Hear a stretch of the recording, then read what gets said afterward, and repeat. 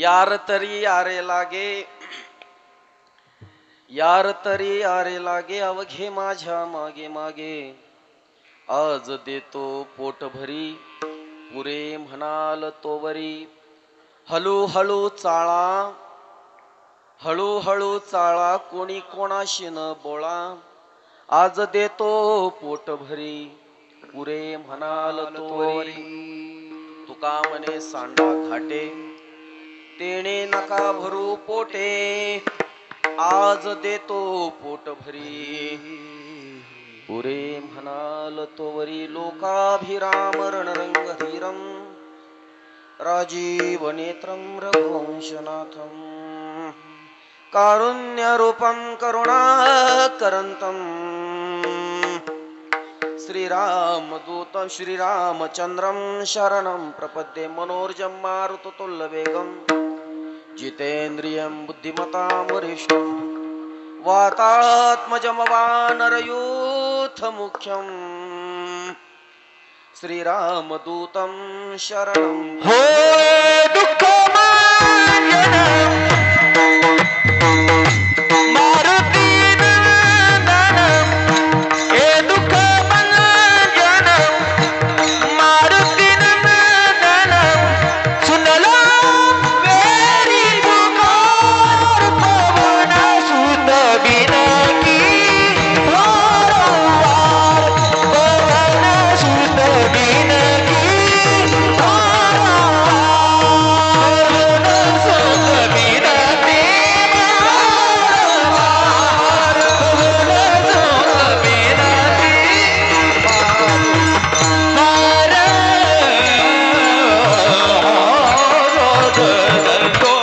श्री गुरु चरण सरोज, निज मन मुकर सुधारी. बरनव विमल रघुवर जसुजो, दायको फलचारी. ब्रह्मानंदं परम सुखदं, केवल ज्ञानमूर्ति. द्वंद्वातीर्थं गगन सदृश्यं, तत्त्वमस्यादिलक्षणम्. एकं नित्यं विमलमचलं, सर्वदी साक्षभूतं. भावातीर्थं त्रिगुणरहितं, सद्गुरु तन्नमामि. गुरुर्ब्रह्मा गुरुर्विष्णु, गुरुर्देवो महेश्वरा. गुरुर्साक्षात् परब्रह्म, तस्मै श्री गुरुवे नमः. वसुदेव सुतं देवं, कंसचार्णूरमर्दनं. देवकी परमानन्दनं, कृष्णं वन्दे जगद्गुरु. नमो सद्गुरु तुकया ज्ञानदीपा, नमो सद्गुरु सच्चिदानंद रूपा. नमो सद्गुरु भक्त कल्याण मूर्ती. नमो सद्गुरु भास्करा पूर्ण कीर्ती. पांडुरंगा करू प्रथम नमन, पांडुरंगा करू प्रथम नमन. पांडुरंगा करू प्रथम नमन. दुसरे चरण रंदाचिया, दुसरे चरण रंदाचिया. त्यांच्या कृपादाने कथेला विस्तार, कथेला विस्तार. त्यांच्या कृपादाने कथेला विस्तार. बाबाजी सद्गुरुदास तुका, बाबाजी सद्गुरुदास तुका.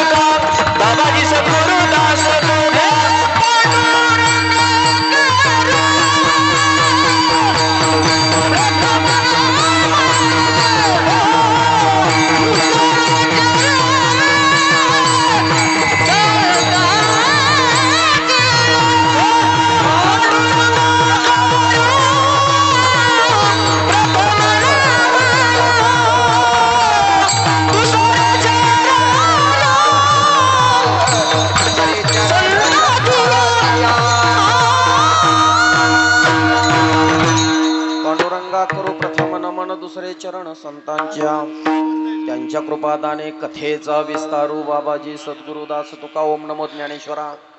करुणा करा दयाळा, तुमचा अनुग्रह लादलो पावन झालो चराचरी. मस्तक माझा पायावरी, मस्तक माझा पायावरी.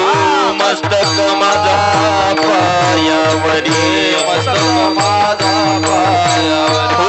वार करे संताच्या, वार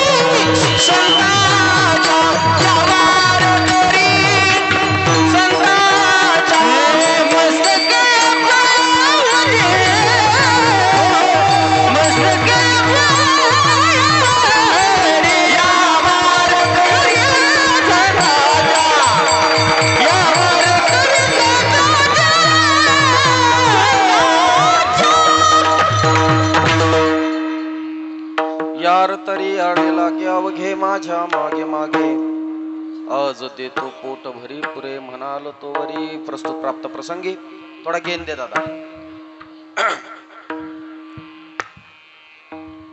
मी रात्रभर प्रवास करून आलोय, एकही मिनिट झोपलो नाही. रात्रीचे 2 कीर्तन करून 11 वाजता तिथून निघालोय मुंबईवरून. बरोबर 6:45 वाजता इथे पोहोचलोय. त्याच्यामुळे आवाज गेला. माझ्या तब्येतीवरून, माझ्या चेहऱ्यावरून तुम्हाला दिसत असेल, डोळे माझे सांगतायत की थोडासा आराम कर. पण तराजू तोडल्यानंतर रोहित महाराजांचा प्रेम जास्त पारडं भरलं. त्याच्यामुळं विठ्ठल विठ्ठल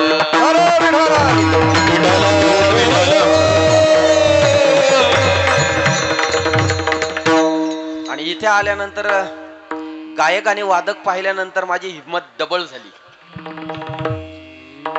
फिक्स डिपॉझिटला पैसे ठेवल्यानंतर डबल होतात, माझी तशी हिंमत डबल झाली. मला वाटतं की अभंगाचा सारांशच त्यांनी गाऊन टाकला. पुरे म्हणाल तो वरी. इतकं सुंदर गाणं, इतकं सुंदर वाजवणं, या कलाकारांसाठी एकदा टाळ्या होऊ द्या मंडळी. धन्यवाद. प्रस्तुत प्राप्त प्रसंगी कीर्तन रूपी सेवेकरता निवडलेला अभंग महाराष्ट्रातील पवित्र नदी इंद्रायणी याच्या तीरावर बसलेलं देहूगाव आणि या देहू गावातील महान संत वैराग्याचे महामेरू जगद्गुरु तुकोबाराय यांचा 4 चरणाचा देवांनी आपल्या गोपाळांशी केलेला संवाद प्रतिपादन करणारा अभंग आहे. विठ्ठल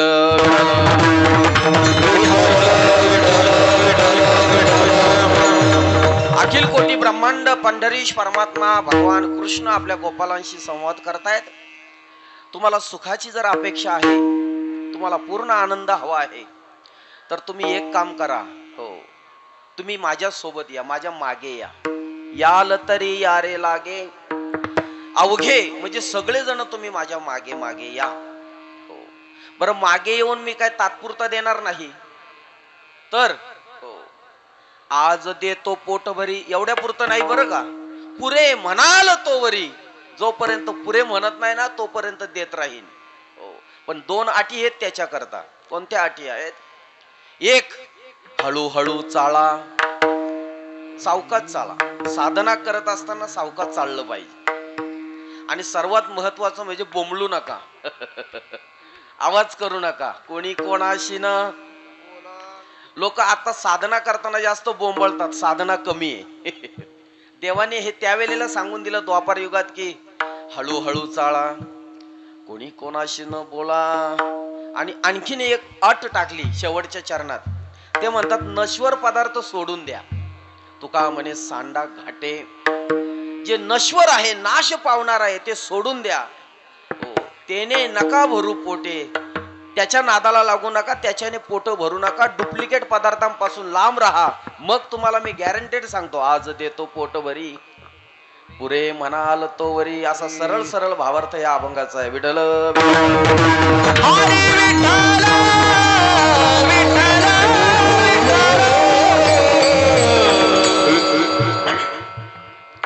मला वाटलं इकडे कीर्तन 9 ते 11 होत असतील, पण रात्री मिरवणूक होती मला वाटतं. बरोबर ना? आणि मिरवणूक असल्या कारणाने उत्साहाने जल्लोषाने नगर प्रदक्षिणा, तुम्ही ह्या गावाला पठाडवाडीला नगर प्रदक्षिणा मारल्या कारणाने थोडस उशिरा का होईना, अगदी स्वीट अँड शॉर्ट असं ज्याला म्हणतात, थोडस पण गोड, उशिरा का होईना पण एक भजनाचा आनंद, नाद ब्रह्माचा आनंद आपल्याला इथं सुरुवातीला चाखायला भेटला. ज्या निमित्ताने ही सेवा आहे, माझा अधिकार नाहीये ती व्यासपीठावर तेवढ्या उच्च गादीवर उभं राहण्याचा माझा अधिकार नाहीये. गेल्या वर्षी मला वाटतं 2ऱ्या का 3ऱ्या दिवसाची सेवा मला इथे मिळाली होती. धन्य आज दिन संत दर्शनाचा, अनंत जन्मीचा क्षण गेला. हा अभंग मी घेतला होता तिथे.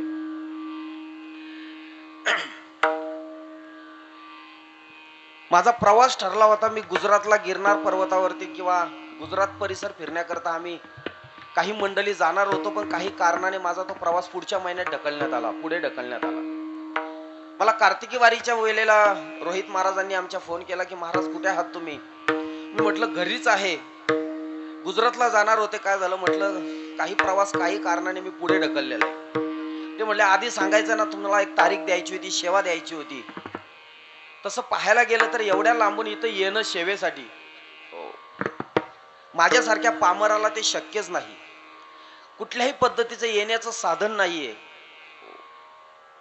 जवळजवळ 9 ते 10 तासाची रनिंग आहे आमची. मुंबई ते तुमचं हे कर्जत.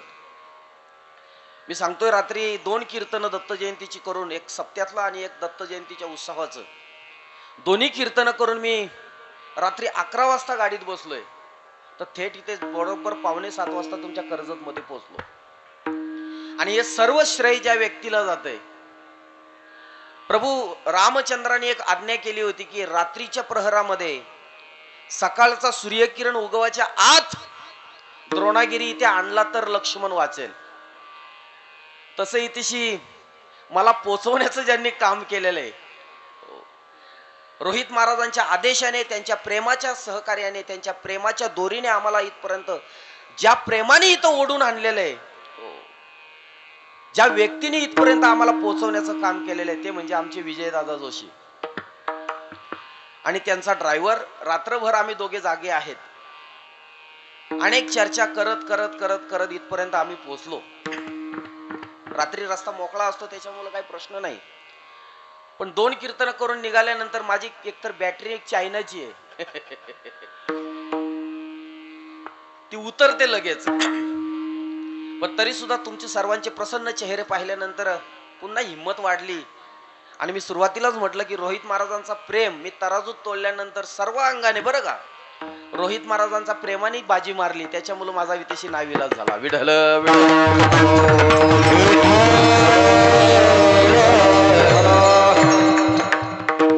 पठारवाडी आणि अवधूत पीठ या माध्यमातून मी सुरुवातीला त्या दिवशी मागच्या वर्षी म्हटलं होतं की या कार्याशी जी जी मंडळी इथे जुडलेली आहेत, स्वयंपाकी असतील, झाडू मारणारी व्यक्ती असेल, बसायला टाकणारी व्यक्ती असेल, सिस्टीमवाली मंडळी असतील, टालकरे असतील, विनेकरे असतील, पहारा देणारी मंडळी असतील, पारायण करणारी मंडळी असतील, स्वयंपाक वाढणारी मंडळी असतील, जे जे कोणी ह्या अवधूत पीठाशी जुडलेली मंडळी आहेत, ही सेवा म्हणजे सामान्य नाही. तुका म्हणे संत सेवा ह्याची देवा उत्तम. जी आपल्या वाट्याला जी सेवा आली ती प्रामाणिकपणे जर सेवा केली तर देवाचा साक्षात्कार लवकर होतो. मग त्या कीर्तनामध्ये वाजवणार असतील, गाणार असतील, देणगीदार असतील, गावातील सगळी मंडळी, ह्या परिसरातील सर्व मंडळी असतील, त्यांना सर्वांना धन्यवाद देतो. मला वाटतं कितवं वर्ष आहे महाराज? 4थं वर्ष आहे. हळूहळू का होईना पण एक तपपूर्तीकडे वर्ष आपले पुढे चाललेले आहे. मी रोहित महाराजांना अगदी जवळून ओळखतो. आमच्या लहान भावाच्या ते वयाचे आहेत आणि आमचा लहान भाऊच आहे. मुंबईत आमच्याकडे आल्यानंतर आम्ही कधीच असं समजलं नाही का परगावाचा कोणीतरी व्यक्ती आपल्याकडे पाहुणा आलेला आहे. कधीच नाही. आमच्या जोशीदादांच्या घरात असेल, आमच्या घरात असेल, ते आमच्या अगदी भावासारखे वावरतात. विकास महाराज असतील आमचे, अगदी मोकळे मन रसाळवाणी या नावे संपन्न तुकोबाराय म्हणतात. अगदी मोकळ्या मनातली ही व्यक्तिमत्व दोन्ही. काहीतरी मागील जन्मातले ऋणानुबंध असतील, काहीतरी इतक्या जवळ, इतक्या लवकर जवळ येणं आणि इतकी घट्ट मैत्री होणं हे शक्य होत नाही. काहीतरी मागील जन्मातले ऋणानुबंध असतात आणि ते ऋणानुबंध पुन्हा आपल्याला या जन्मात एकत्रित आणतात. त्या नात्याने आम्हाला इथे एकत्रित आणलेले आहेत. अवधूत पीठाचा ज्या वेळेला मला त्यांनी इतिहास सांगितला, कोणत्या कार्याने तर मंदिराची उभारणी झाली, कशी मूर्ती इथे आली, हा सर्व इतिहास सांगण्याकरता आजचा वेळ नाहीये. आजचा वेळ अत्यंत महत्वाचा आहे, अत्यंत महत्वाचा. आजच्या कीर्तनाला मर्यादा आहे, मर्यादा आहे. तसं प्रत्येक कीर्तनकाराला मर्यादा असते. पहिल्या दिवसाची कीर्तन सेवा ही नामपर झाली पाहिजे, मधले कीर्तन सगळी संतपर झाले पाहिजेत, जागराचा कीर्तन हा मागणीपर झाला पाहिजे आणि काळ्याच्या कीर्तनाच्या चरित्रात उच्चार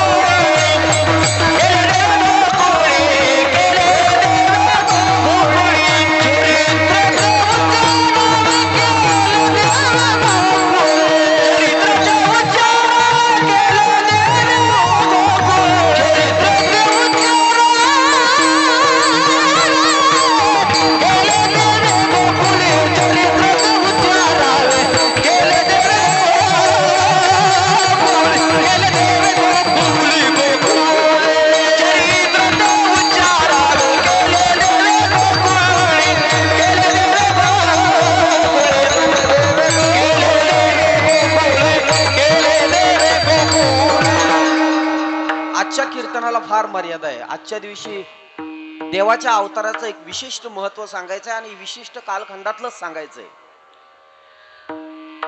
आज काळा आहे. महाराजांनी मला जेव्हा आदेश दिला, नाही कुठली मधली सेवा तर काळ्याला या, का आले?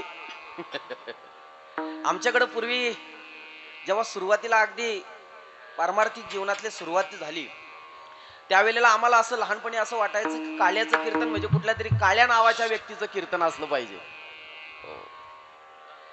काळ्याचे 3 प्रकार पडतात. 1 दही भाताचा काळा, 2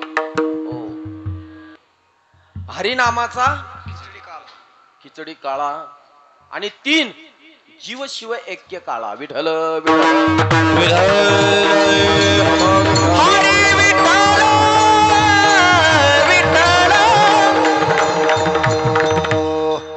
आपल्या ह्या भारतीय संस्कृतीमध्ये अनेक संप्रदाय आतापर्यंत निर्माण झाले. अनेक संप्रदाय 12.5 पंथांची उभारणी करत असताना त्याच्यामध्ये जोगी असतील, शेवडा असतील, अनेक प्रकारचे संप्रदाय.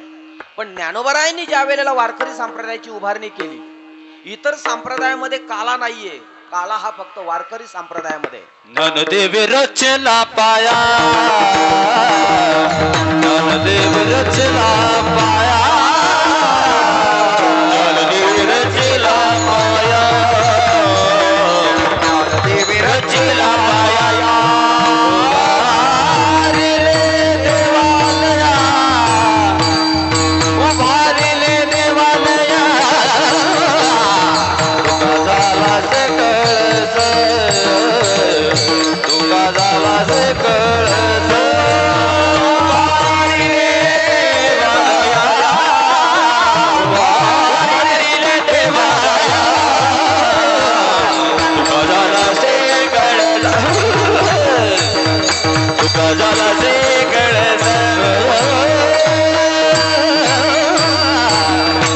काला हा फक्त वारकरी संप्रदायामध्येच पाहायला भेटतो. इतर संप्रदायामध्ये काला नाहीये. देवांना सुद्धा काळा दुर्लभ आहे. देवांना सुद्धा वैकुंठात सुद्धा काळा नाहीये. पण या पृथ्वी तलावरती संत मंडळींनी काळा रचला. सगळ्यात पहिला काळा कुठे झाला तर गोकुळात काळा झाला. भगवान कृष्णाने गोपाळांच्या सोबत पहिल्यांदा द्वापार युगामध्ये काळा केला. दुसरा काळा कुठे झाला सगळ्यात पहिला पृथ्वी तलावरती ह्या तर पंढरपुरामध्ये, वाळवंटामध्ये एकच टाळी झाली चंद्रभागा. माझा ध्यान राजा गोपाला दिलाया बाती, माझा ध्यान राजा गोपाला दिलाया बाती, माझा ध्यान राजा गोपाला दिलाया बाती, माझा ध्यान राजा गोपाला दिलाया बाती. एकच टाळी झाली, एकच टाळी झाली, एकच टाळी झाली, एकच टाळी झाली, एकच टाळी झाली, एकच टाळी झाली, टाळी झाली, एकच टाळी झाली. चंद्रभागे वाळवंटे माझा ध्यान राजा गोपाला दिलाया बाती, माझा ध्यान राजा गोपाला दिलाया बाती, माझा ध्यान राजा गोपाला दिलाया बाती, माझा ध्यान राजा गोपाला दिलाया बाती. तेव्हापासून ही परंपरा आज या काळाची चालू आहे. आपण जर बघितलं तर देवाचे अनंत अवतार झाले. अनंत अवतार, अनंत अवतार घेशी भक्ता कारणी भक्ता कारणे. थोडा गेन दे दादा मला. कणवाळू कृपाळू दिनाला गे उद्धरणे. अनंत अवतार. त्याच्यामध्ये भागवतात 24 अवतार मुख्य सांगितलेले आहेत आणि त्या 24 अवतारांपैकी 10 अवतार मुख्य आहेत. 10 अवतार मुख्य कोणते कोणते? 2 जलचर, 2 भूचर, 2 विप्र, 2 राजा, बौद्ध कलंकी अवतार लिया भक्त जनों के काजा. हो, 2 जलचर मत्स्य आणि कच्छ पाण्यात राहणारे. 2 भूचर जमिनीवर वावरणारे. नरसिंह, नरसिंह अवतार, भूचर, दो विप्र, वामन आणि परशुराम, दो राजा राम आणि कृष्ण, आणि बौद्ध कलंकी अवतार लिया भक्त जनों के काजा. मग आता या 10 अवतारापैकी मत्स्य अवताराचं वर्णन केलं तर आजच्या दिवशी चालेल का? नाही चालणार. कत्स्य अवताराचं वर्णन केलं तर चालेल का? नाही चालणार. वराह अवताराचं वर्णन केलं तर चालेल का? नाही चालणार. नरसिंह अवताराचं वर्णन केलं तर चालेल का? नाही चालणार. वामन अवताराचं वर्णन केलं तर चालेल का? नाही चालणार. राम अवताराचं वर्णन केलं तर चालेल का? नाही चालणार. परशुरामाचं नाही चालणार. मग फक्त कृष्णाचं वर्णन. बर, कृष्ण चरित्र जर आपण पाहिलं तर कृष्णाची अवतार लीला आहे 125 वर्षाची, 125 वर्षाची. 3 ठिकाणामध्ये देवाने लीला केलेल्या आहेत, 3 विभागामध्ये. एक, गोकुळामध्ये 11.5 वर्ष, मथुरेमध्ये 13.5 वर्ष, आणि बाकीची उरलेली 100 वर्ष ही कुठे काय काढली? द्वारकेत. मग आता द्वारकेतल्या लीला सांगायच्या का मथुरेतल्या लीला सांगायच्या का गोकुळातल्या सांगायच्या? इथे फक्त चरित्र ते उच्चारावे. केळे देवे, गोकुळात केलेलं चरित्र वर्णन करावं, इतर ठिकाणचं चरित्र वर्णन करायचं नाही. अशी आजच्या कीर्तनाला अगदी चाकोरी आणि मर्यादा आहे. विठ्ठल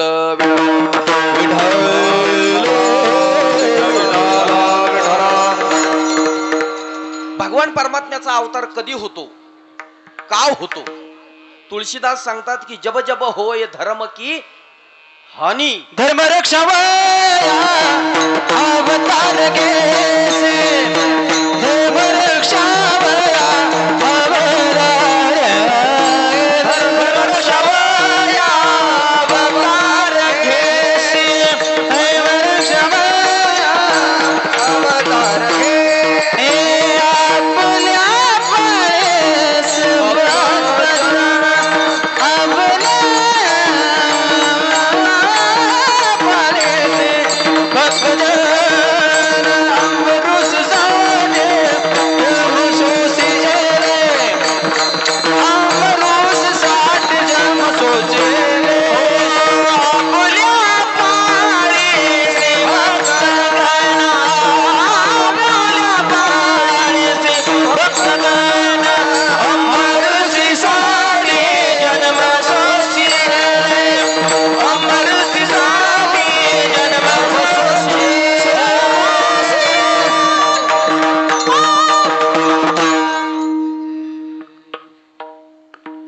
आपण सामान्य माणसं जर भजनात इतका आनंद येतो, तर गोपाळांच्या सोबत देवानी जेव्हा रास केला किंवा तिथेशी काळा केला त्यावेळेला काय आनंद असेल हो?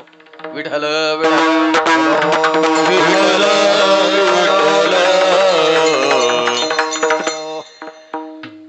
भगवान परमात्मा अवतार कधी घेतो? यदा यदा हि धर्मस्य ग्लानिर्भवति भारत, किंवा परित्राणाय साधूनाम विनाशाय दुष्कृता धर्म संस्थापनार्थाय संभवामी युगे युगे. धर्माची स्थापना करण्याकरता किंवा अधर्म माजल्यानंतर त्याला नष्ट करण्याकरता, धर्म स्थापन करण्याकरता भगवान परमात्म्याचा अवतार आहे. मग कृष्ण अवतारामध्ये अधर्म माजला का हो? आपल्याला सर्वांना श्रुत आहे की कंसाचा असणारा मामा, हो, त्याचा कंस नाव आहे, कंस, कंस मामा. हो, त्याच्या वडिलांचं नाव आहे उग्रसेन. उग्रसेन राजा असताना कंसाने लगेच त्याच्यावर अटॅक केला. मुलावानीच बापावरती आक्रमण केला आणि बापाला जेलमध्ये घातला. आता बरीचशी लोक घोषणा देतात राम राज्य आलं पाहिजे, राम राज्य आलं पाहिजे, राम राज्य आलं पाहिजे. हो, माझा एक प्रामाणिक मत आहे बरं का, म्हणजे स्वतंत्र मत आहे माझा. मी कुठल्या ग्रंथातलं सांगत ना, माझं स्वतःचं मत आहे. भारतामध्ये 995 जवळजवळ वृद्धाश्रम आहेत भारतात आपल्या, आणि त्यातले 556 वृद्धाश्रम हे महाराष्ट्रात आहेत. त्याच्यामध्ये मुस्लिम लोकांचे आई वडील नाही आहेत, त्याच्यामध्ये ख्रिश्चन लोकांचे आई वडील नाही आहेत, फक्त आपले हिंदू लोकांचेच आई वडील आहेत. ही शोकांतिका आहे. ज्या दिवशी भारतातले सगळे वृद्धाश्रम बंद होतील त्या दिवशी रामराज्य येईल. विठ्ठल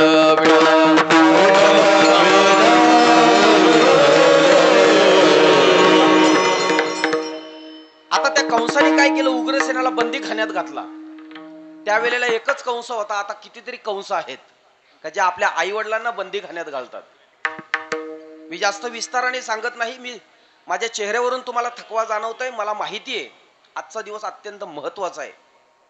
माझा अधिकार नसताना सुद्धा रोहित महाराजांनी आदेश दिलेला आहे, सेवके सांगितले करावे काम येते हुतूपणा कामा नये. मला आदेश दिला. हो, मी सुरुवातीला सांगितलं आमच्या बंधूच्या ते वयाचे आहेत किंवा आमचे बंधू सारखे आहेत, मित्रासारखे आहेत, पण अंतकरणातून आम्ही त्यांना गुरुस्थानी मानतो. विठ्ठल विठ्ठल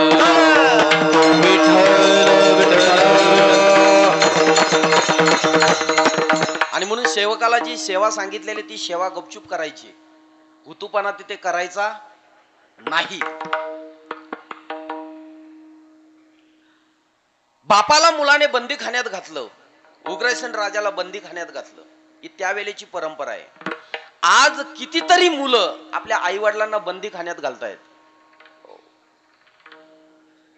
काही लोक बोलतात सतयुग त्यावेळेला होतं, त्रेतायुग त्यावेळेला होतं, द्वापार युग त्यावेळेला होतं, आता कलियुग आहे.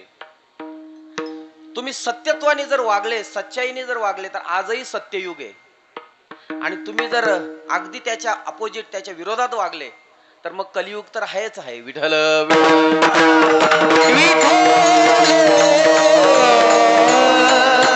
ज्या घरातली मुलं आई वडिलांच्या आज्ञेत वागतात समजायची त्रेतायुगातली मंडळी आहेत.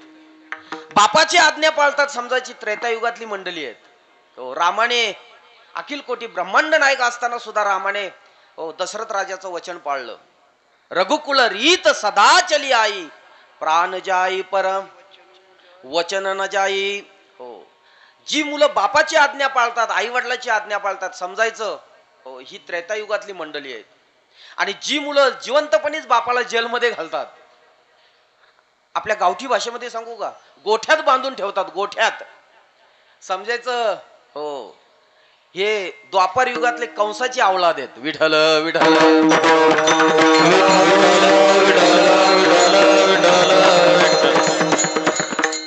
त्याचा पूर्वार्ध असा की कंसाची अगदी चुलत बहीण असणारी देवकी, कंसाचाच मित्र असणारा वसुदेव यांचा विवाह झाला. पण विवाहाच्या दरम्यानच लगेच एक आकाशवाणी झाली आणि आकाशवाणीतून त्या शब्द निघाले की या देवकीच्या पोटी जो आठवा मुलगा येणार आहे, आठवा पुत्र येणार आहे, हा पुत्र तुझा घात करेल, तुझा वध करेल.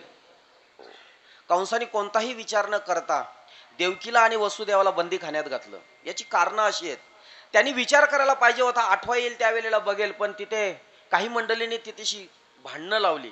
समाजात चांगलं कार्य करत असताना काही मंडळी भांडणं लावतात. हो, ज्याला खरोखरच चांगलं कार्य करायचं त्यांनी यांच्याकडे दुर्लक्ष करायचं.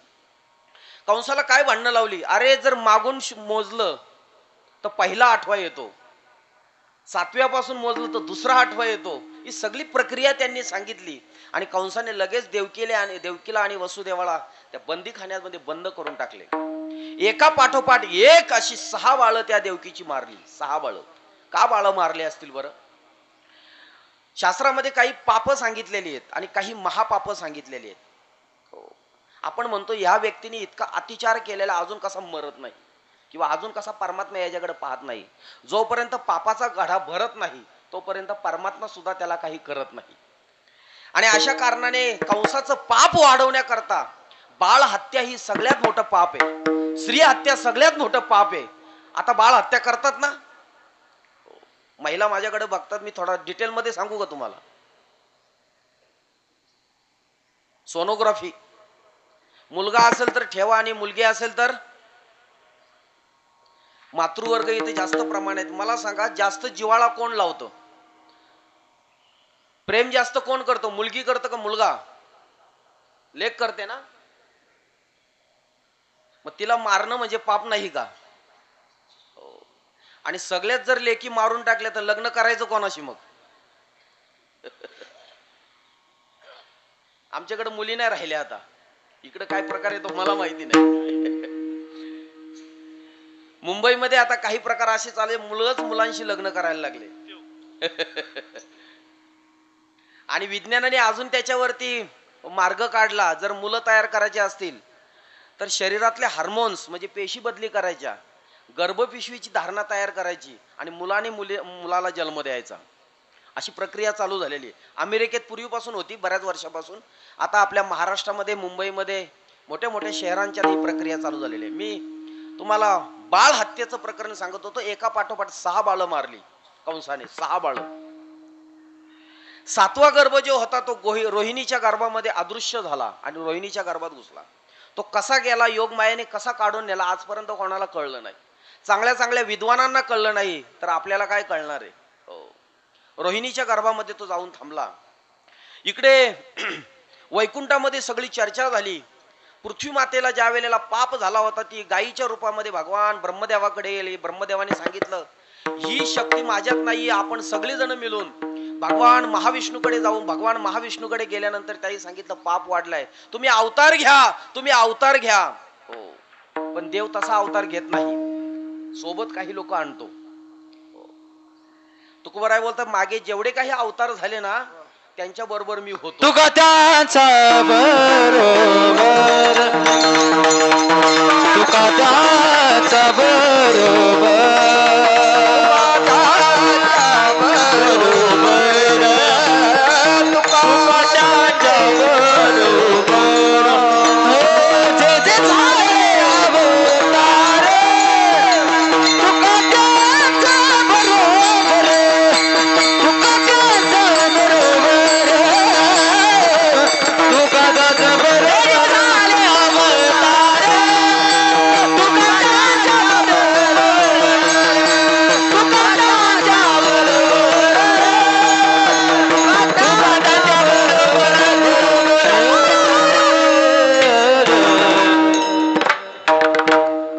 म्हणतात, मागे जितके अवतार झाले त्यांच्या सोबत मी होतो, छाती ठोकपणे सांगतात.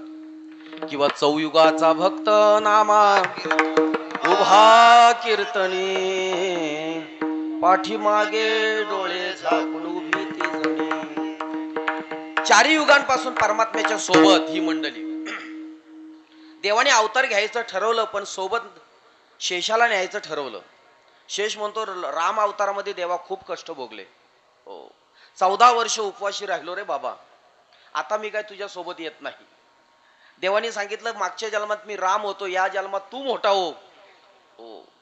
तू लक्ष्मण होतास, लहान होतास, माझ्या आज्ञेत वागलास, आता तू मोठा भाऊ हो, बलराम हो, पण माझ्या सोबत चल. रोहिणीच्या गर्भामध्ये बलिराम दादाला पाठवलं आणि भगवान परमात्मा त्या देवकीच्या गर्भामध्ये अवतीर्ण झाले, प्रगट झाले. किती वर्षाची मूर्ती झाली? 8 वर्षाची मूर्ती प्रगट झाली. मी वेळेचा अभाव म्हणून शॉर्टकट मध्ये सांगतोय बरं प्रसंग. तसे डिटेल मध्ये सांगायला गेलो तर, बारकाईने सांगायला गेलो तर खूप प्रसंग मोठे आहेत. देवकीने आणि वसुदेवाने जेव्हा परमात्म्याचं ते स्वरूप पाहिलं, 8 वर्षाची मूर्ती, चतुर्भुज मूर्ती, देवकीने सांगितलं, देवा, अरे माझा बालक लोकांना वाटला पाहिजे असा लहान हो, असा लहान हो. ही भक्तीतली उच्चतम अवस्था आहे की देवाने आपल्याला साक्षात्कार द्यावा. उच्चतम अवस्था आहे. देवकीने वसुदेवाने अनेक वर्ष साधना केली होती. एका जन्माची पुण्याई नाही येते, अनेक जन्माची पुण्याई. पण मागील जन्मामध्ये देवकी कैकेयीच्या रूपात होती. कैकेयी, आणि म्हणून तो कर्ज तिला फेडायचा होता, म्हणून तिला 14 वर्ष त्या वनामध्ये, त्या याच्यामध्ये बंदी खाण्यामध्ये तिला राहावं लागलं. परमात्मा लहान झाल्यानंतर देवाने त्या वसुदेवाला आज्ञा केली, मला तू इथे ठेवू नको, मला नंदाच्या घराला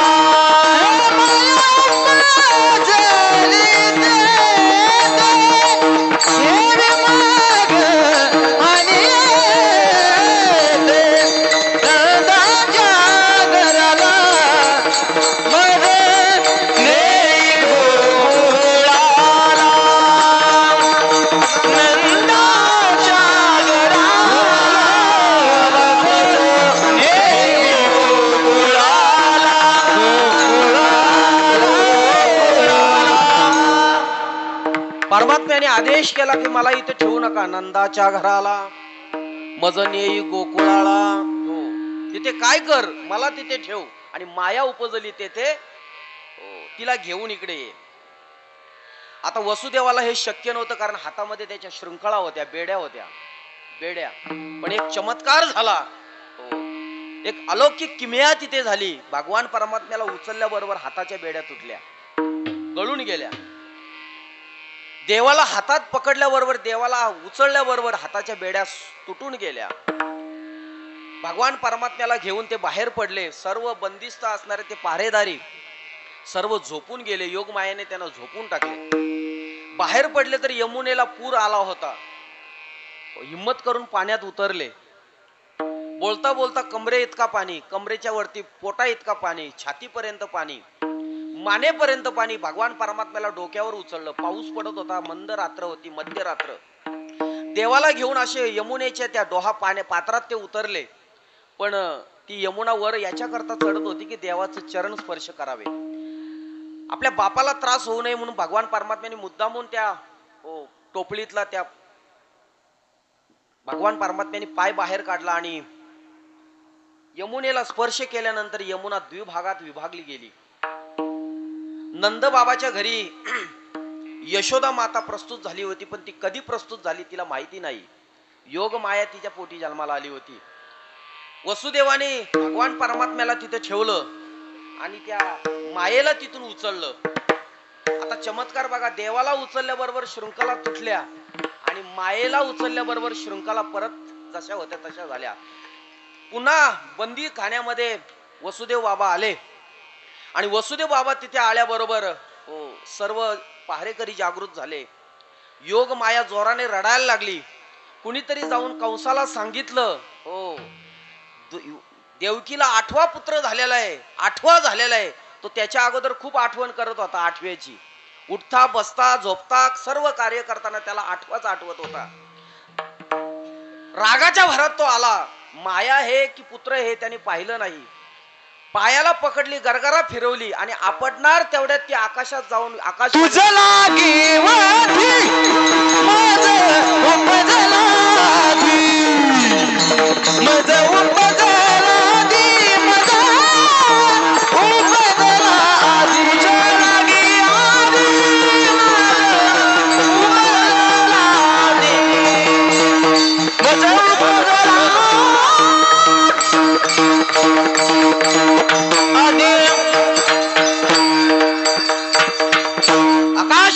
केली की तुझ लागी वधी उपजला मज आधी. माझ्या अगोदर तो जन्माला आलेला आहे.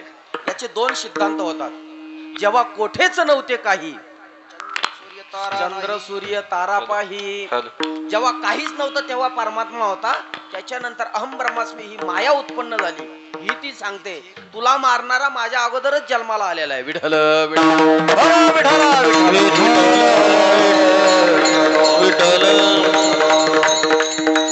आता काही शास्त्रकार आपले सांगतात की देवाच्या लीला गोकुळात गेल्यापासून चालू झाल्या.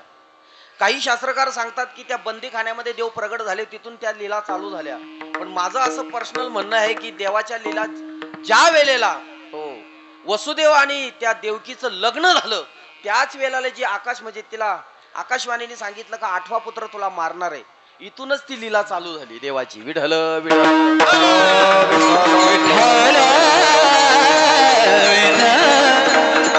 देवाने अनेक लीला केल्या. कंसाने सगळ्यात पहिला मारण्याकरता राम अवतारामध्ये सुद्धा एका स्त्रीच्या वधानंतर तारिकेला पहिला मारली रामाने आणि तिथून भगवान परमात्म्याने लीला चालू केल्या. कृष्ण अवतारामध्ये सुद्धा पुतना मावशीला पहिलं घालवली. पुतना मावशी काय संशोधन असेल तिचा, स्तनामध्ये विष भरून आली होती स्तनात. आतापर्यंत ही किमया जगात कुणी केली नाही, पण तिने करून दाखवली. पण तिला मुक्ती देऊन टाकली भगवान परमात्म्याने. प्रसंग खूप मोठा आहे. पुतना मावशीला मोक्ष देऊन टाकला. सगळ्यात पहिलं तिने देवाला असं उचललं आणि आपल्या स्तनाला तिने लावलं. गावाच्या बाहेर गेल्यानंतर तिने विशाल रूप धारण केला आणि स्तनाला लावलं.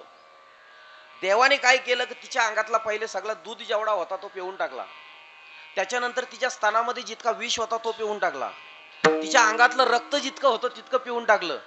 त्याच्यानंतर पंचप्राण घ्यायला सुरुवात केली आणि मग ती कृष्णाला बोलते, कृष्णा सोड. सोड सोड रे कृष्ण नाथा, मेले मेले रे आनंदा, मेले मेले रे आनंदा, मेले मेले रे आनंदा. सोड सोड कृष्ण नाथा, मेले मेले रे आनंदा, मेले मेले आनंदा,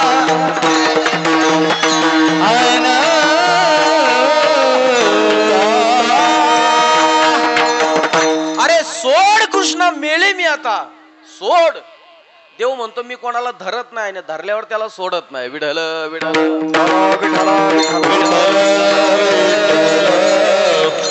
पंच प्राण तिचे खेचून घेतले. प्राण अपान व्यान उदान समान पाची प्राण तिचे खेचून घेतले. आणि तिथे एक चमत्कार झाला. राक्षसीन असताना सुद्धा तिच्या अंगाला सुगंध सुटला. मोक्ष देऊन टाकला तिला. त्याच्यानंतर अख बख रिठा पाणी हे सगळे राक्षस पाठवले. शक्तासुराला पाठवलं.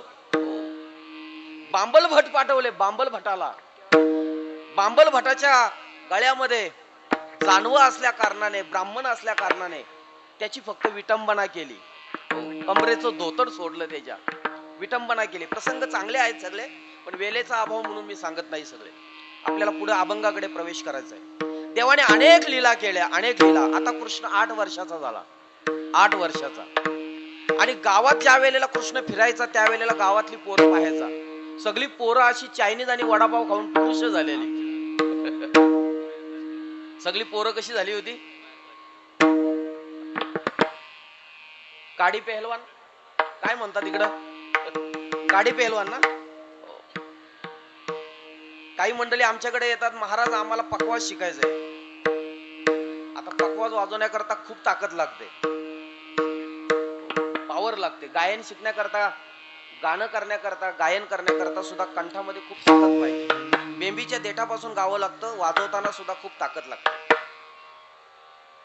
रोज चायनीज खाणाऱ्याला कसं काय पकवाज येईल? ही साधना आहे. भगवान शंकराचं वाद्य आहे.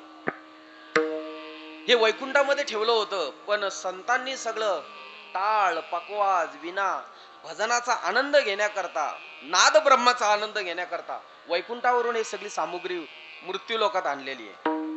हे सोपं वाद्य नाहीये. बाकीचे ढोल नगारा हे सगळे वाजवता येतील. मी गेल्या वर्षी सुद्धा एक शब्द इथं म्हटला होता, ज्याला ता वाजवता आला म्हणजे थाप. थापा मारणं वेगळं आणि थाप मारणं वेगळं. माझी भाषा कळते ना? थापा मारणं वेगळं आणि थाप मारणं वेगळं. ज्याला ता किंवा धा जमलं आणि गायनामध्ये ज्याला सा जमलं, असं समजायचा देवाचा प्लॅटफॉर्म आपण पकडलेला आहे. विठ्ठल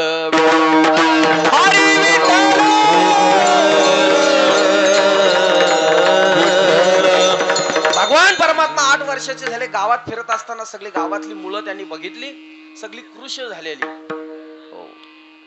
गावामध्ये गोकुळामध्ये इतक्या गाया आहेत, इतकं दूध निघतंय, इतकं लोणी निघतंय, दही निघतंय. आणि हे दही दूध लोणी ताकदीच्या वस्तू का खात नाहीत? आणि पृथ्वी तलाची सगळ्यात पहिली युनियन भगवान परमात्म्याने तयार केली. युनियन, एकत्रितपणा. हो, सगळ्यांना जमवलं आणि सांगितलं, काय रे तुमची ही अवस्था का झालेली आहे? घरचं काही खायला नाहीये का? ते म्हणतात हाय सगळं खायला, पण घरची मंडळी देत नाही. पैशाच्या अभावी ते सगळं मथुरेला नेतात. पैसा मिळतो म्हणून तिकडनं राजाचा धाक म्हणून तो राजापर्यंत पोहोचवतात. भगवान परमात्मा म्हणे आपली वस्तू, आपलं सगळं दही दूध लोणी दुश्मनाला पोचवून दुश्मनाची सेना किंवा दुश्मनाचे सगळे हो सवंगडी बलवान बनवतायत. आणि आपली मुलं कशी होत चाललेली आहेत? काडी पेहलवान होत चाललेली आहेत. असं करायचं नाही म्हणे. संघटित या. हो, आपला दही दूध लोणी आपल्याच मुलांना खायला घालायचे. आपल्या भागाचा गौरव आपण वाढवायचा, आपल्या भागाचा गौरव आपण करायचा. आपल्या गावातले तीर्थ, आपल्या परिसरातले तीर्थ, आपल्या भागातले संत यांचा गौरव आपण करायचा. ज्या व्यक्तीला मोठं व्हायचं आहे, ज्याला असं वाटतं की मला मोठं झालं पाहिजे, त्यांनी पहिले जे मोठे झालेले आहेत त्यांचा जयघोष करा, आपण ऑटोमॅटिक मोठे होतो. विठ्ठल विठ्ठल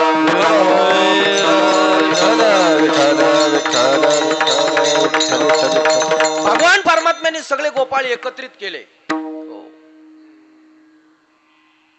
साम दाम दंड भेद काही कारणाने का होईना, पण आपण हा मथुरेला माळ जाऊ द्यायचा नाही.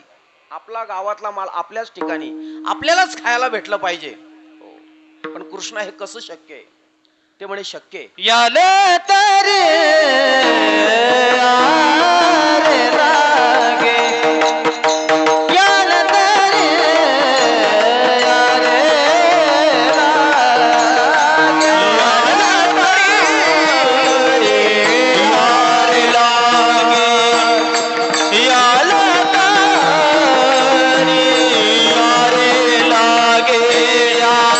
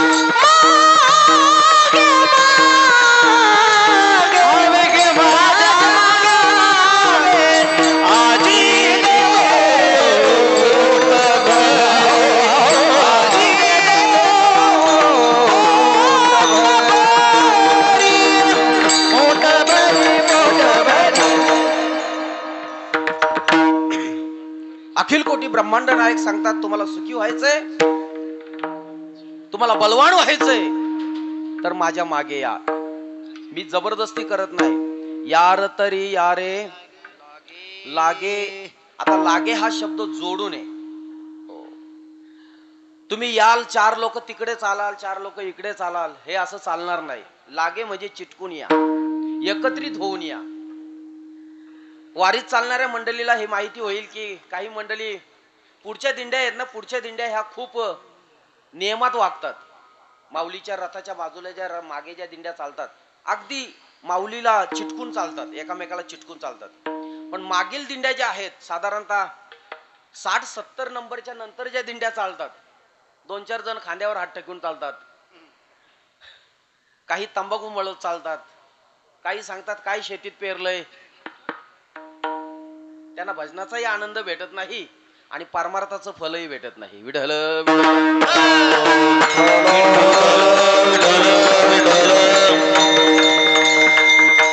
परमात्मा सांगतायत, तुम्हाला आनंदित व्हायचंय ना, तुला संपन्न व्हायचंय ना, मग माझ्या मागे या, पण लागून या. हो, कुठेही जाऊ नका, लागून या. आणि ते म्हणतात अवघे या. अवघे माझ्या मागे मागे. अवघे म्हणजे सगळे. पारमार्थिक जीवन जगण्याकरता ईश्वर प्राप्ती, अत्यंत दुःखाची निवृत्ती आणि परमानंदाची प्राप्ती करून घेण्याचा अधिकार सगळ्यांना आहे. अवघे म्हणजे सगळे. सकाळांशी येथे यारे यारे लहान थोड यादी भरतानारी नर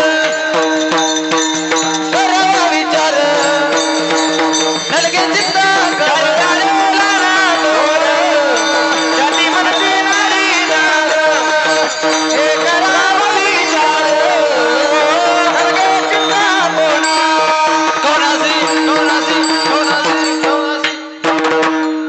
सगळे जण या, अवघे या.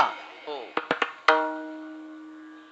त्याच्यामध्ये एक गोपाळ होता, तो थोडा तर्क विचाराचा होता, तर्क फोडणारे. त्या तर्क गोपाळाने इतर गोपाळांना सांगितलं, थांबा जरा, ज्या अर्थी कृष्ण आपल्याला बोलवतोय म्हणजे त्याचा काहीतरी फायदा असेल. आणि ह्या तर्क गोपाळांचा आता जास्त बाजार झालेला आहे. विठ्ठल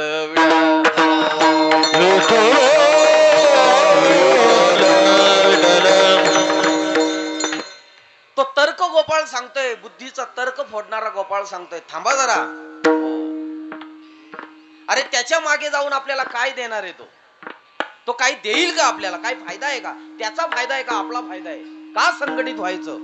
आणि म्हणून पहिले त्याला विचारा, आम्ही तुझ्या मागे येऊ पण तू आम्हाला देशील काय? आजी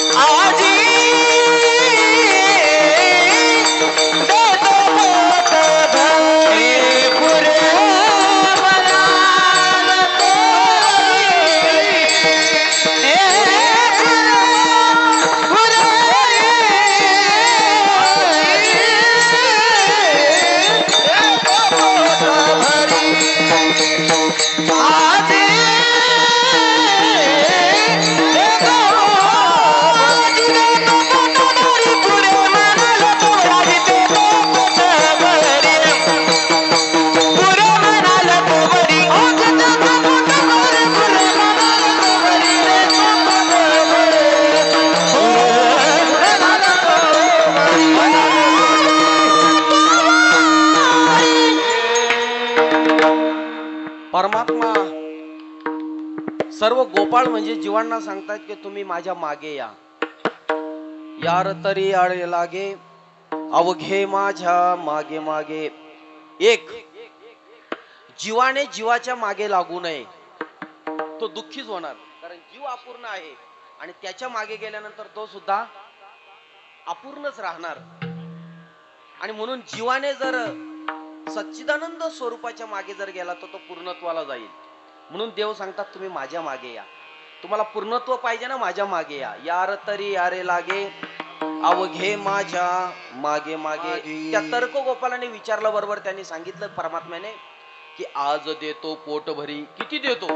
अरे आज तुम्हाला पोट भरून देतो आणि पुढे पुरे म्हणाल तो वरी. आणि पुरे म्हणाल तोपर्यंत देतो. ते का आपण आहेत का? आजच्या दिवशी या फक्त वडापाव देतो आणि घोषणा संपल्यानंतर 5 वर्ष मी येणार. विठ्ठल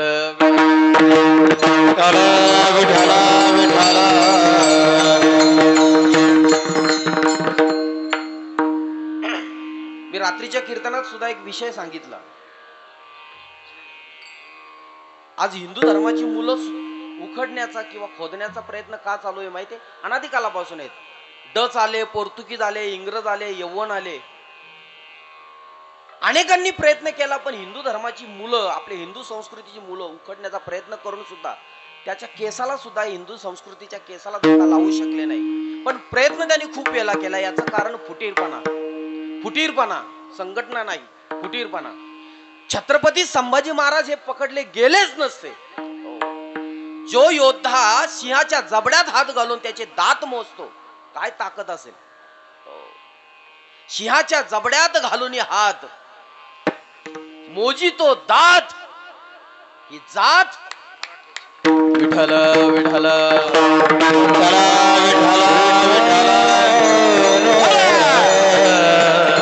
जो योद्धा सिंहाचे दात मोजू शकतो, तो योद्धा पकडला जाऊ शकतो का? पण मेवणा फितूर झाला, मेवणा फितूर झाला. आणि म्हणून देवानी संघटना केली बरं का. संघटित राहा हे तेव्हा सांगितलंय. तुम्ही संघटित राहा, कितीही मोठं संकट येऊ द्या, जर संघटित राहिलं तर ते संकट पळून जातं. कितीही मोठं संकट येऊ द्या, संघटितपणा जर राहिला, रामायण तेच शिकवतो, संघटितपणात राहा. रावणाकडे काय साधे योद्धे नव्हते, एकापेक्षा एक श्रेष्ठ. एक एकासाय करू अवघात सुपंत, अवघात सुपंत, अवघात सुपंत. एका एकासाय करू अवघात सुपंत, अवघात सुपंत, अवघात सुपंत. एका एकासाय करू अवघात सुपंत, अवघात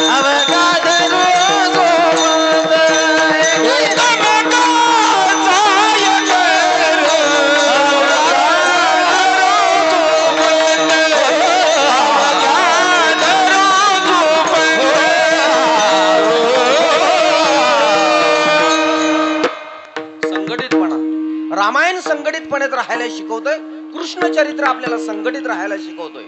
आणि आज संघटनेची फार गरज आहे, संघटनेची फार गरज आहे. मी कीर्तनाच्या शेवटी सांगेल, संघटना आज किती गरजेची आहे. गुप्तपणे इतर धर्मामध्ये संघटना चालू आहेत, आणि नुसत्या संघटना चालू नाही तर आपल्या तीर्थांवरती, आपल्या ग्रंथांवरती, आपल्या संत यादीवरती आघात चालू आहे. गुप्तपणे संघटनेची फार गरज आहे आज. कृष्णाने सांगितलं, संघटित या, यार तरी यारे लागे, अवघे माझ्या आज देतो पोट भरी, पुरे म्हणाल तो वरी. अरे पुरे म्हणाल तोपर्यंत देतो. एवढं बोलल्यानंतर गोपालाने जयघोष केला, कृष्ण कन्हैया की जोरात त्यांनी घोषणा केली. देव मनातल्या मनात म्हटलं, यांना चोरून द्यायचंय. आणि हे गोंगाट भरायला लागले, आवाज करायला लागले. बरं, यांचाच घरचा माल यांना चोरून द्यायचा आहे. असे कितीतरी गोपाळ आताही आहेत या कलियुगात, आताही, की आपलाच माल आपल्याला कळत नाही. जवळीची आहे परी ज्ञानोबराय सांगतात ना, की तैसा हृदयामध्ये मी रामो, असता सर्व सुखाचा आरामो, की भ्रांताशी कामो. परमात्मा कुठे आहे? ओरिजिनल माल कुठे आहे? अहो आपल्या हृदयात आहे. मग भेटला का आपल्याला? नाही. याचं कारण आपण परमात्म्याच्या सोबत नाही जात, संतांच्या सोबत जात नाही. एकच जय घोषणा झाली, कृष्ण कन्हैया की जय, जोरात घोषणा झाली. देव म्हणतात की घोषणा देऊ नका, आपल्याला चोरी करायची आहे, चोरी. हो, चोरायचंय दही दूध लोणी, मागून आपल्याला भेटणार नाही, म्हणून चोरी करायची आहे. माझे 2 नियम तुम्ही जर पाळले तर पोट भरून देईन. अभंगाचं 3रं चरण. हळू हळू चाला, हळू हळू चाला, हळू हळू चाला, हळू हळू चाला, हळू हळू चाला, हळू हळू चाला, हळू हळू चाला, हळू हळू चाला, हळू हळू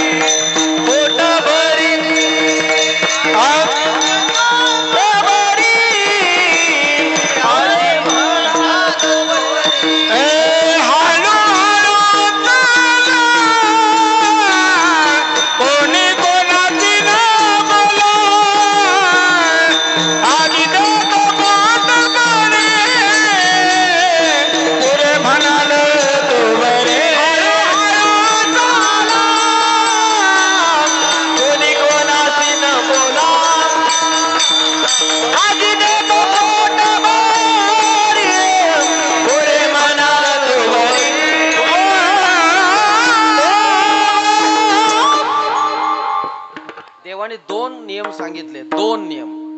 हो, घोषणा देऊ नका, हळूहळू चाला. साधना मार्गामध्ये आत्यंतिक दुःखाची निवृत्ती करत असताना, परमात्माची प्राप्ती करत असताना, परमानंदाच्या प्राप्तीच्या वाटचालीला लागलेल्या साधकांनी हळूहळू चालायचं.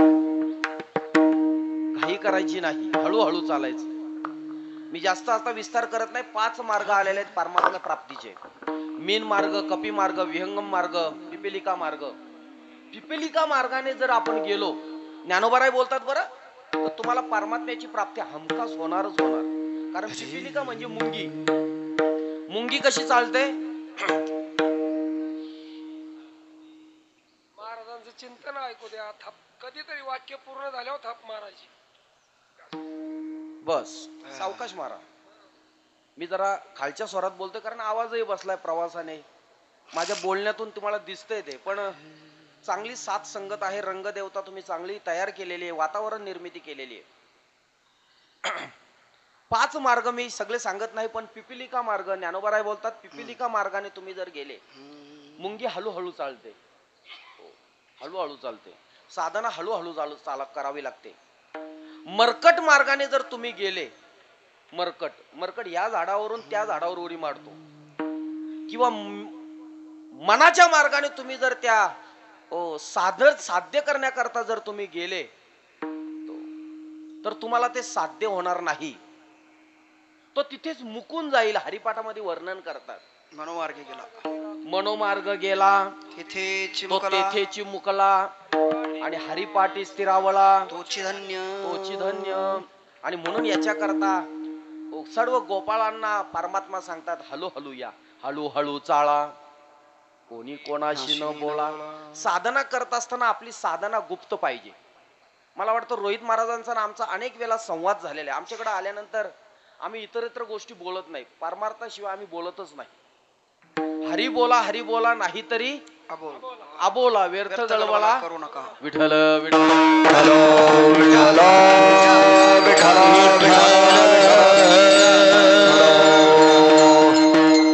साधना मार्गात असताना आपली साधना पूर्णत्वाला जाईपर्यंत कोणाला सांगायची नाही. जर ती साधना बखान केली तर ती साधना परिपूर्ण होत नाही. इतिहासातले अनेक उदाहरणं आहेत, अनेक उदाहरणं का साधना करायला गेले ना अगोदरच बॅनर लावले. तीर्थयात्रेला गेला नाही तर अगोदरच बॅनर लावले, अहो तीर्थयात्रा करून ये पहिला. माझी भाषा कळते ना. काही लोक उपासना करतच नाही. मी रात्री उपासनेवर खूप वेळा बोललो. उपासना लोक करतच नाही, घरात माळ जपत नाही, जी दीक्षा दिलेली मंत्र गुरुमंत्र जपत नाही, पण बाहेर गेल्यानंतर मात्र आव आणतात. महाराज मी 21 माळा जपतो बरं का. तू 21 काय एकही जपत नाही, तुझ्या चेहऱ्यावरून कळतंय. विठ्ठल विठ्ठल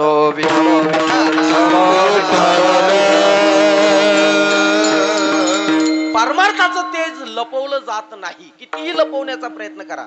सूर्यावरती किती चादर टाकल्यानंतर सूर्य झाकला जाईल? सूर्यावरती जर किती घोंगड्या टाकल्या का सूर्य झाकला जाईल? अहो जगातल्या सगळ्या घोंगड्या एकत्र केल्या तरी तो झाकला जाणार. वाऱ्या हाती माप चाले सजनाचे,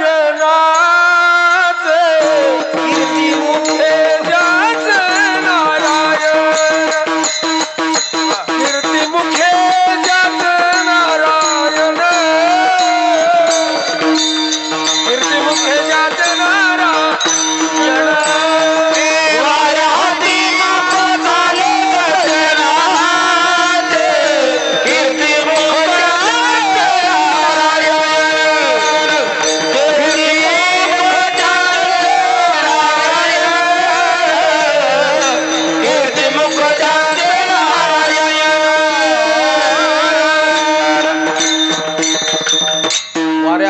झाले माप सज्जनाचे.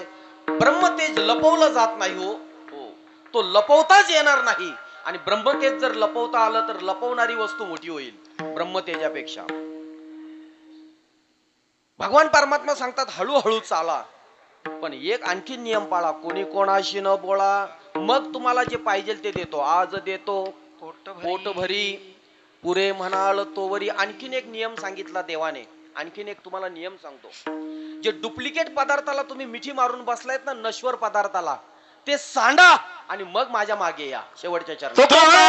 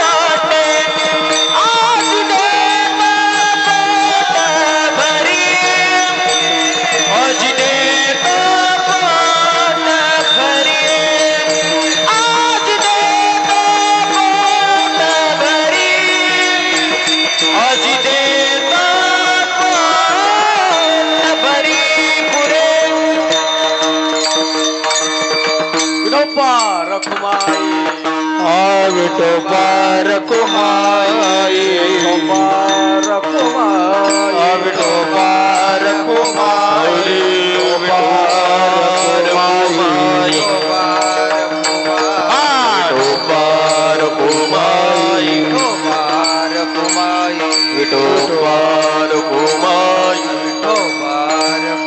अरे विठोबा रखुमाई,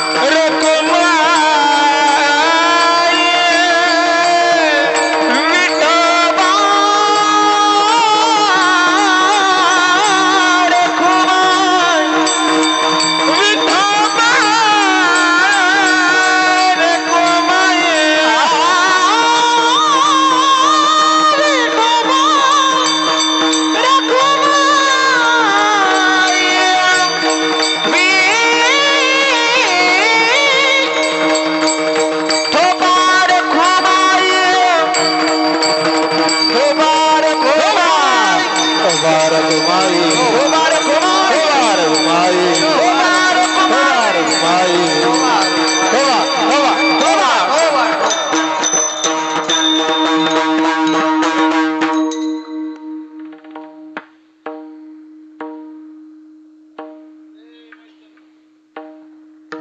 हॅलो हॅलो श्रीराम.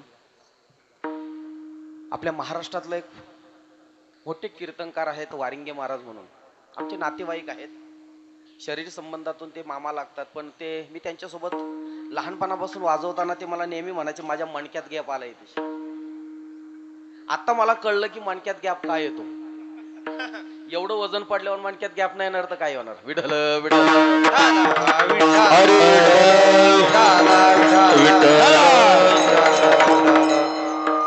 प्रेमाच्या पुढे सर्व फिकय सर्व फिकय. या सुखा कारणे देव वेडावला, वैकुंठ सोडून संत सदनी राहिला. भगवान परमात्मा त्या गोपालांना सांगतात तुम्ही नश्वर सांडा, डुप्लिकेटपणा सांडा, आणि ज्याला खरोखरच आध्यात्मिक परमात्माची प्राप्ती करून घ्यायची आहे त्यांनी डुप्लिकेट सोडायला पाहिजे. तुका म्हणे सांडा घाटे तेने नका भरू पोटे. आणि मग परमात्मा आपल्याला काय करेल, आज देतो पोट भरी पुरे म्हणाल तो बरी. सगळे गोपाल एकत्र जमले आणि एकत्र जमल्यानंतर मग चोरी करण्याकरता परमात्मा आज त्याच गवलणींच्या घरी जायचा का ज्या गवलणींची भक्ती निस्सीम आहे. कोणाच्याही घरी देव चोरी करत नव्हता. आणि देवाला चोरी करण्याकरता का देवाच्या घरात कमी गाया होत्या का? 1 कोटी गाया होत्या. 1 कोटी. काही लोक सांगतात की 9 लाख गायी होत्या. 1 कोटी गाय होती देवाच्या घरात. तो विस्तार आता सांगत नाही. नंद कोणाला म्हणतात, उपनंद कोणाला म्हणतात, हा सगळा विस्तार भागवतामध्ये वर्णन आलेला आहे. वेळेचा अभाव म्हणून तो भाग बाजूला ठेवतो. देवाने सगळ्या गोपालांना एकत्र केलं आणि एका गवळणीच्या घरात घुसले. पण घुसण्या अगोदर त्याला दरवाजाला लॉक लावलेला होता, टाळा लावलेला होता. कृष्णा मोठे समस्या निर्माण झालेली आहे. अरे आतमध्ये जायचंय, घरात जायचंय, जाणार कसं काय? देव म्हटले दरवाजातून जायचं. अरे दरवाजाला टाळा लावलेला आहे, देवा लॉक लावलेला आहे, बंद आहे दरवाजा, आतमधून लॉक लावलेला आहे, कसं उघडणार? हो. देवाने सांगितलं ठीक आहे, तुम्ही सगळेजण एक काम करा, डोळे बंद करा. डोळे बंद करा. सगळ्यांनी डोळे बंद केले आणि एका क्षणामध्ये भगवान परमात्म्याने आतमध्ये त्या घरामध्ये सगळ्यांना घेऊन गेला. जितकं दही दूध लोणी खायचं होतं तितका सार परमार्थातला त्या लोकांनी सेवन केला. आता प्रश्न उपस्थित राहिला, बाहेर घर मालक जागा होण्या अगोदर बाहेर पडायचंय. देवाने सांगितलं की आता बाहेर पडायचंय ना, निघा बाहेर, आतली कडी उघडाना निघा. पण कडीला आतमधून लॉक लावला होता, टाळा लावला होता, कसं का बाहेर जाणार? देवाने सांगितलं ठीक आहे, आता मी जास्त वेळ घेत नाही, घर मालक जागा होण्या अगोदर आपण बाहेर पडू. आणि म्हणून बाहेर पडण्याकरता पुन्हा तुम्ही काय करा, डोळे झाका, डोळे बंद करा. जो तर्कबुद्धिवादाचा तो गोपाळ जो होता तो म्हटला याचं काहीतरी जादूटोणा असला पाहिजे, काहीतरी भानामती असली पाहिजे. हो. एका क्षणामध्ये हा आतमध्ये आणतो आणि दुसऱ्या क्षणाला बाहेर नेतो, काहीतरी जादू असली पाहिजे, आपण ती जादू बघू.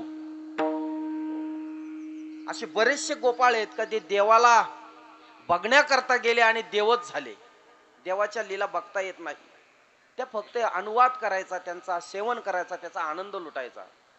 तुकोबाराय बोलतात ना, देव पहावयाशी गेलो. तो गोपाळ तर्क बुद्धिवादीतला गोपाळ तो म्हणतो मी बघेल. आणि त्यांनी काय केलं, सगळ्या गोपालांनी डोळे बंद केले, पण यांनी एक डोळा उघडा ठेवला असा. आणि एक डोळा उघडा ठेवल्यानंतर सगळे गोपाल बाहेर आले. हा खिडकीत अडकला, अर्धा बाहेर आणि अर्धा आत लटकला मध्ये. गवळण जागी झाली, खूप मारलं. किती मारलं, सगळं अंग सुजवून टाकलं. कृष्णाचा धावा केला, कृष्ण धाव. अरे खूप मार खाल्ला. तू म्हणतो पोट भरून देईल, पण इतका पोट भरून देशील वाटलं नव्हतं. देवा वाचव. अंतरीतल्या परमात्म्याने खुणवलं. तुमची साधना जर सक्सेस असेल, तुमची साधना जर सत्य असेल, कोणाला मार्ग विचारायची गरज नाही. परमात्मा आतून आपल्याला ऊर्जा देतो, फक्त मार्ग सच्चाईचा पाहिजे. स्वच्छ मार्ग पाहिजे. हो, ज्या मार्गाने साधू संत गेले तो मार्ग जर स्वच्छ आपण पत्कारला, कोणालाच विचारायची गरज नाही. हो, मागे पुढे उभा राहे सांभाळीत आळिया आघात निवाराया, तो सर्व मार्ग मोकळे करतो. गोपाळाने अंतकरणापासून देवाचा धावा केला आणि सांगितलं माझ्या हातून चुकी झाली, पश्चाताप झाला त्याला. मग देवाने सांगितलं पुन्हा आता डोळे बंद कर. हो, आणि एका क्षणामध्ये देवाने त्याला बाहेर काढला. गोपाळाने अनेक लीला केल्या, देवाने गोकुळात अनेक लीला केल्या. हो, सगळे लीला सांगायला गेल्यानंतर वेळ जाईल. शेवटी गाराने गोकुळातले प्रत्येक घरचे गाराने, ज्या ज्या घरामध्ये चोऱ्या व्हायच्या, चॅलेंज लावून चोऱ्या करायचा भगवान परमात्मा. चॅलेंज, हो, तो देवच करू शकत होता. किती गवळणींनी चॅलेंज केला, आज येऊन तर दाखव, तुला बांधून ठेवतो. हो, बांधून ठेवला का घरी सुद्धा तोच बांधलेला असायचा आणि यशोदे मातेच्या मांडीवर सुद्धा तोच बसलेला असायचा, दोन्हीकडे तोच. हो, अनेक चॅलेंज स्वीकारत स्वीकारत शेवटी गाराने यशोदेजवळ जायला लागले. यशोदा, कृष्णाशी सांगावे, गोकुळी राहावे की जावे, सांग ना तुझ्या कृष्णाला. अरे हैराण करून सोडलेले. हो, अनेक गाराने देवाचे गेले. कोणी म्हणतो दाढीची आणि वेणीची यांनी गाठ मारली, गाठ बाई मला सुटेना. हो, आमची गाठ कोणाची सुटत नाही, ती देवाची गाठ आहे, ती का आपली गाठ आहे का? अनेक लीला देवाने केल्या. शेवटी यशोदा माता म्हटली कृष्णा, आता तू इथे थांबू नको, काय कर, हो, हाती काठी घे, खांद्यावर घोंगडी घे आणि कुठे जा, तुम्ही गाया घेऊन सार गोपाळ रानातया. अरे तुम्ही गाया घेऊन सार गोपाळ रानातया. अरे तुम्ही गाया घेऊन सारे गोपाळ रानातया. अरे तुम्ही गाया घेऊन सारे गोपाळ रानातया.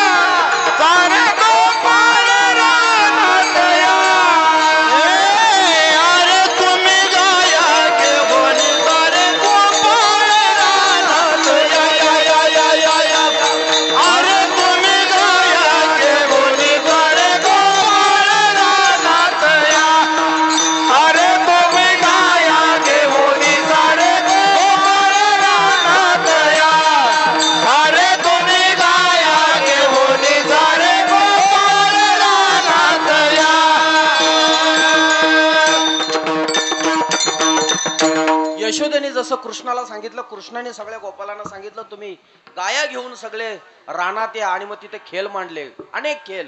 हो, खेळ भवराग बाई भवरा, खेळ भवराग बाई भवरा, भवराग बाई भवरा, खेळ भवराग बाई भवरा.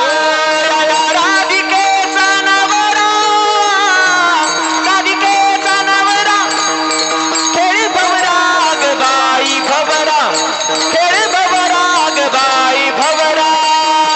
राधिकेचा नवरा, राधिकेचा नवरा, नवरा नवरा नवरा,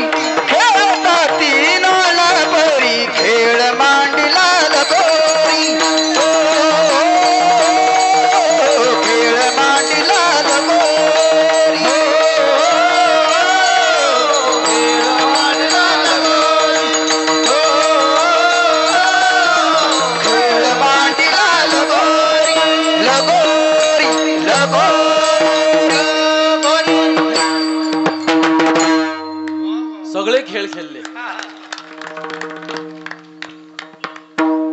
सगळे जण देवाजवळ जमा झाले.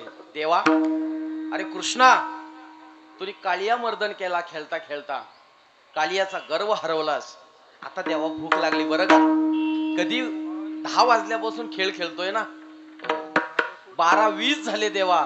खांदी भार, पोटी भूक, काय खेळ झाली आता वेळ म्हणते आरासी दोऱ्या, झाली आता वेळ म्हणते आरासी दोऱ्या, झाली आता वेळ म्हणते अनाच दोऱ्या, झाली आता वेळ म्हणते अनाच दोऱ्या. काम सारुने सकळ, हा काम सारुने सकळ, हा काम सारुनी सकळ,